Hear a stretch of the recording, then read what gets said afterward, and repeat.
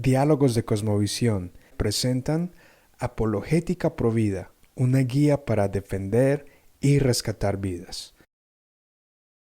Capítulo 6. El legado Provida. Creo que un héroe es un individuo ordinario que encuentra fortaleza para preservar y vencer a pesar de los abrumadores obstáculos. Christopher Reeve. Ejemplos de inspiración. André Trocmé vivió en Francia mientras había sido ocupada por los alemanes durante la Segunda Guerra Mundial. La historia de su vida y liderazgo se narra en el libro Para que no sea derramada más sangre inocente. La película Armas del Espíritu muestra cómo y a qué costo esta villa, con una población de 3.000 personas empobrecidas, logra salvar las vidas de 5.000 judíos refugiados, en cuya mayoría eran niños. Las películas más exitosas no las hacen acerca de gente que es apática, sobre el sufrimiento de los débiles o sobre los que explotan a los pobres, sino sobre los que defienden y pelean por los inocentes. André Trocmé era una persona de esas. Él enseñó: no existen divisiones importantes entre seres humanos. La principal distinción entre la gente se encuentra entre aquellos que creen que los necesitados son tan valiosos como ellos mismos y aquellos que no creen esto. Pero su historia no es nueva.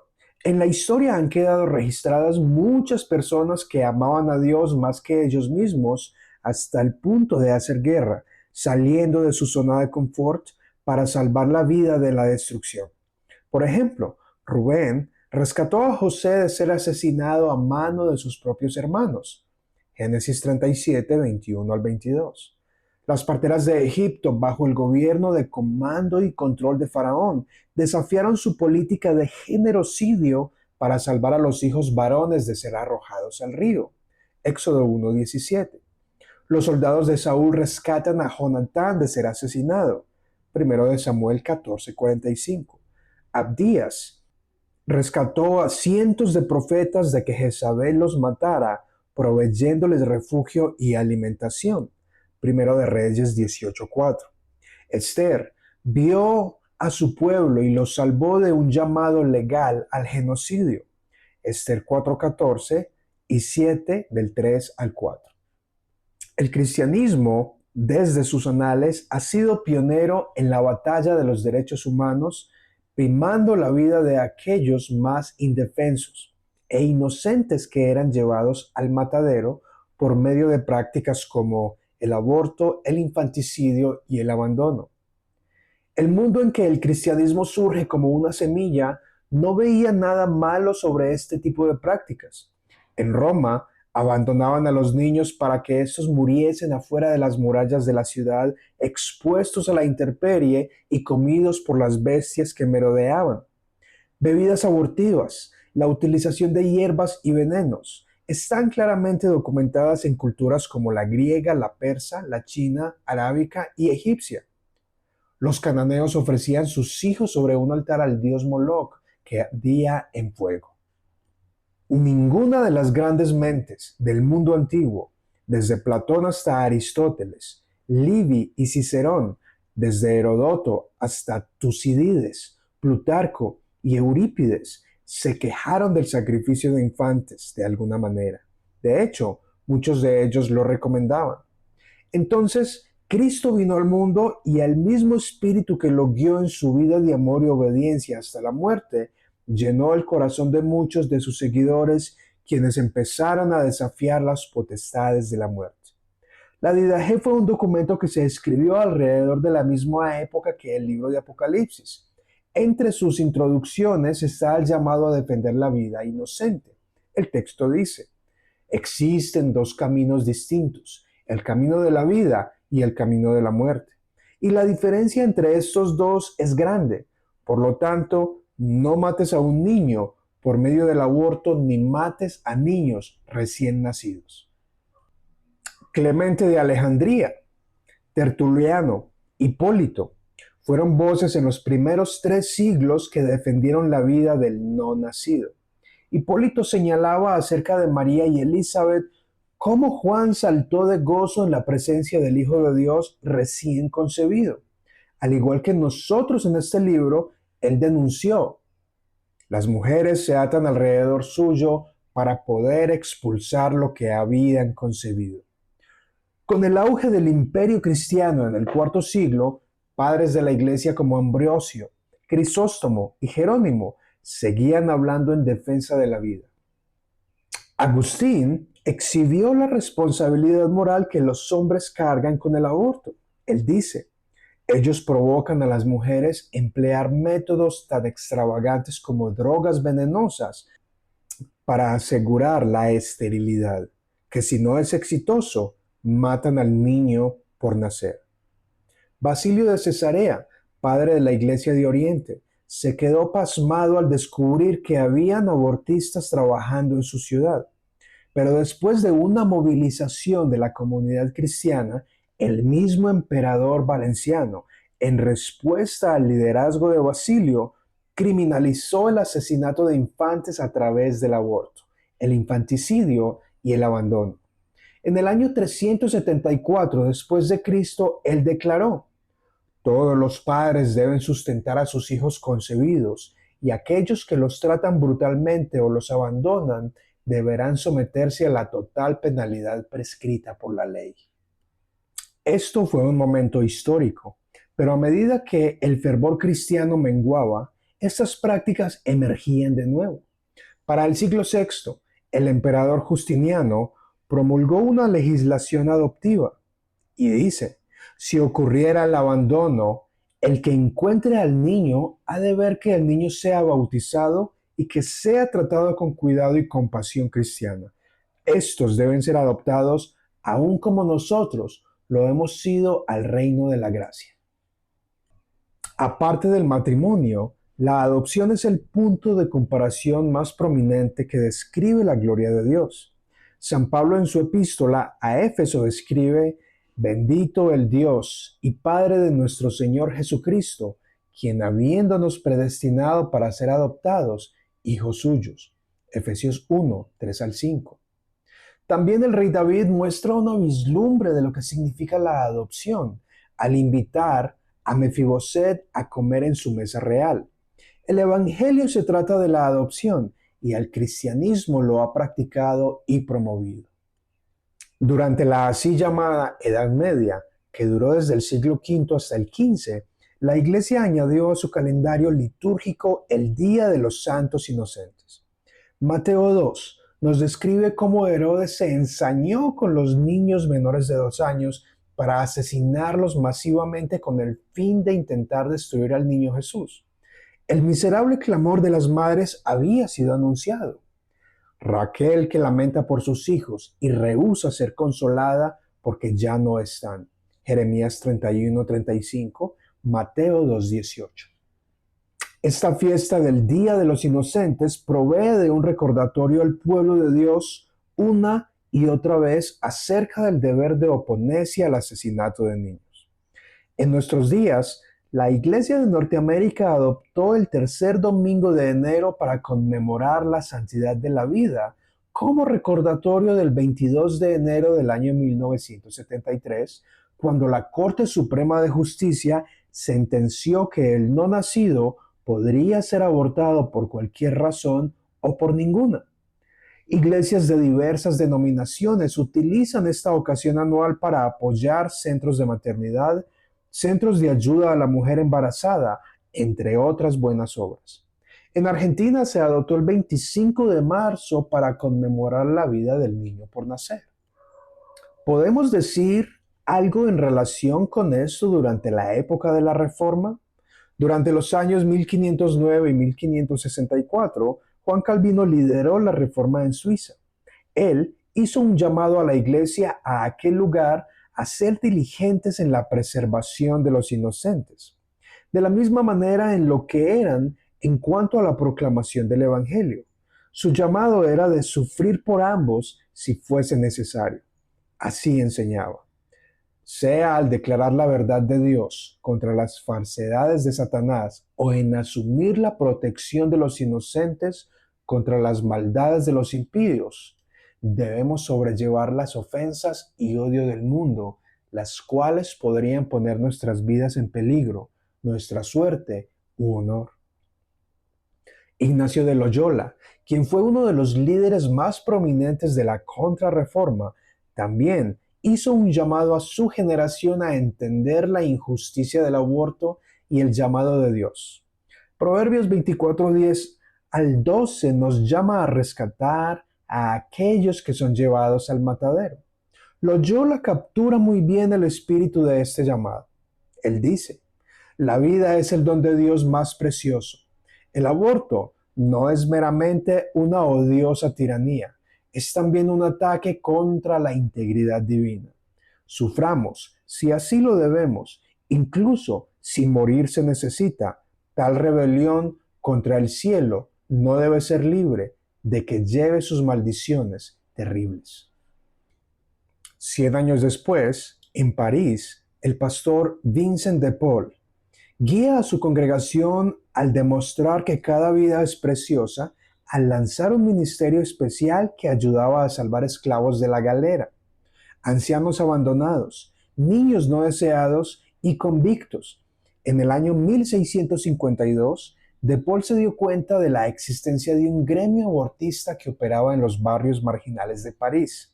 Subió a su púlpito y declaró: siempre que el pueblo de Dios se congregue, hay vida en medio de ellos. Sí, el don de Cristo hacia nosotros es la vida y está en abundancia.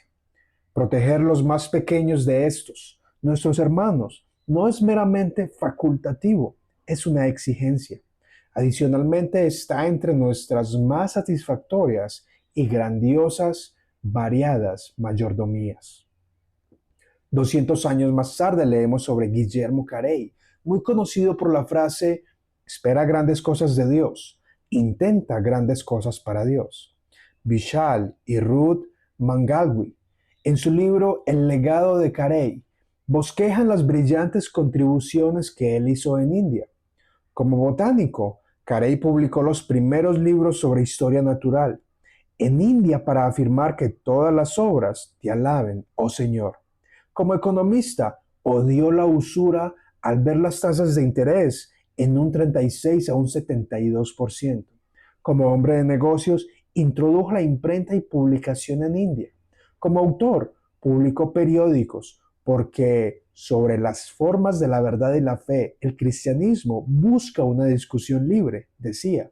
Como educador, inició docenas de escuelas para niños en la India de todas las castas y fundó la Universidad de Serampore. Pero sobre todo, Carey fue un misionero que anhelaba llevar el Evangelio. Tradujo la Biblia al bengalí, sánscrito y maratí.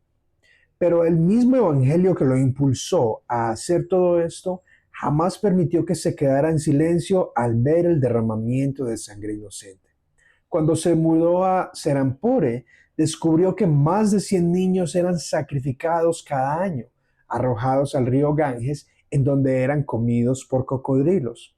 Esto era visto como el sacrificio más puro ofrecido a la madre Ganges, el fruto de sus vientres, por los hijos de sus almas.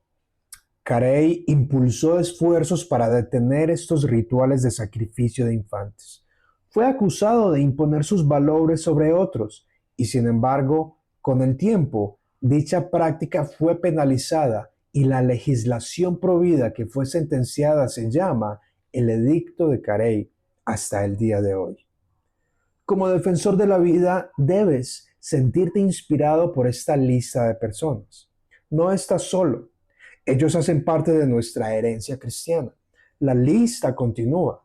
Cristianos como James Peck documentó y denunció el sati, lo cual era una forma de autoinmolación que se imponía sobre viudas hindú en los funerales de sus esposos piratas. En África, María Slessor trabajó arduamente para poner fin al ritual de asesinato de gemelos. En Hawái, Joseph de Vestur, más conocido como el Padre Damián, sucumbió ante la lepra a medida que cuidaba a aquellos parias. En Inglaterra, William Wilberforce consagró su vida a la lucha por finalizar la esclavitud. Esta es tu herencia, ¿Cuál será tu legado?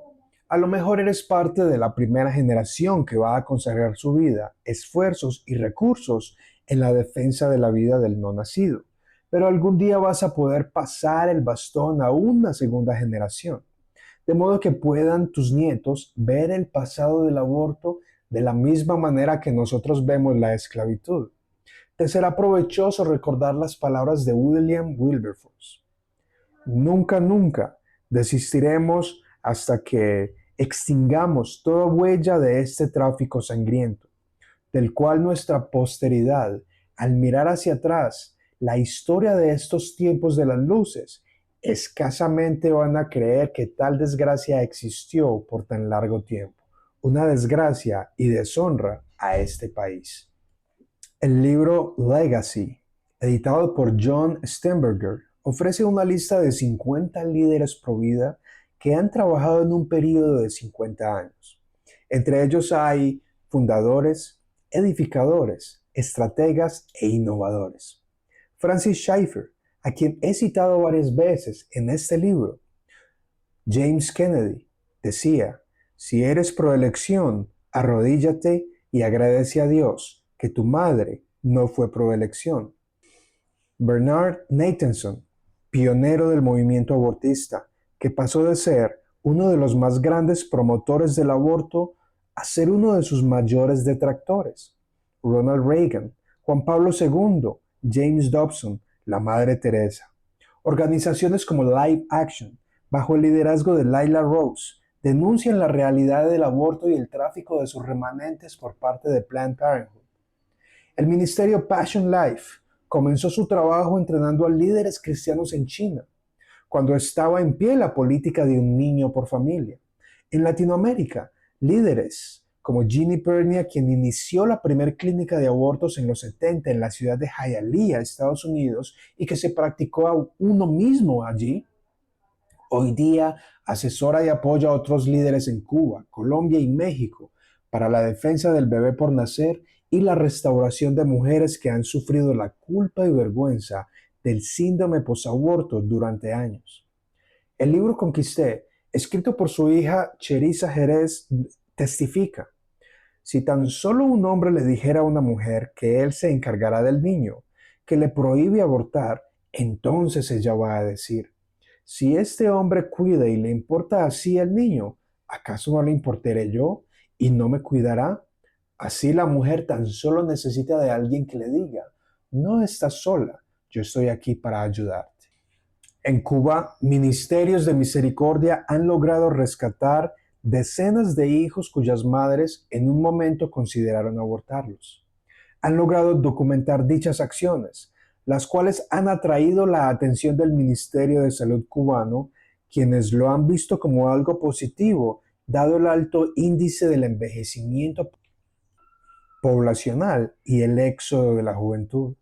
Este es un ejemplo máximo de lo que es posible, pues en lugares con los más bajos recursos económicos y las más difíciles circunstancias de vida, gracias a su sistema político y económico, mujeres, hombres y jóvenes como tú han dado un paso adelante para detener el derramamiento de sangre inocente, en donde el aborto está más concentrado globalmente. Ministerios similares están surgiendo en otras localidades de la isla, quienes primero son entrenados en la cosmovisión bíblica de la vida y posteriormente coordinadores locales convocan médicos, docentes y pastores cristianos para establecer este trabajo, comenzando desde el interior de sus congregaciones hacia afuera de la sociedad. En el año 2021, el Ministerio Pasión Vida presentó su propuesta de capacitación en el tema Provida a la Confederación Evangélica de Colombia, la cual fue aceptada y desarrollada a través de la Comisión de Familia y Educación. Se visitaron las ciudades de Bogotá, Cali y Medellín, y en cada una de estas se formó un equipo capacitador en temas Provida, lo cual se ha implementado en otros departamentos de este país. Comités de líderes acuden al llamado para esparcir el valor de la santidad de la vida, las injusticias del aborto y cómo responder con el evangelio de la vida ante el trauma posaborto. En otras regiones, madres son formadas en el arte de ser madres, Madres que intentaron o desearon en algún momento abortar a sus hijos ahora los sostienen en sus manos pidiéndoles perdón y fortaleciendo el apego emocional con ellos. Muchas de estas mujeres junto a sus parejas vienen a los pies de Cristo. Este movimiento Provida se ha expandido en otras ciudades de Colombia. Merece mencionar que muchas son las cosas que dividen al pueblo de Dios latinoamericano, pero este asunto, siendo cuestión de vida o muerte, ha de crear un alto incentivo para trabajar con organismos católicos, como la Red Provida Latam, 40 días por la vida, entre otros. En Argentina, posterior a su legalización bajo cualquier circunstancia, se han escrito libros al respecto, documentando y denunciando la injusticia y aspecto anticientífico del aborto. También surgen centros que asesoran a la mujer en crisis de embarazo y la línea de acompañamiento nacional, la cual ha logrado rescatar más de 1,000 bebés hasta el año 2023. Tú puedes ser parte de este movimiento, no estás solo. Al final de este libro encontrarás ayudas y recursos a tu alcance en toda Latinoamérica. Busca inspirarte, descubre tus héroes y conviértete en el siguiente. Persigue el llamado.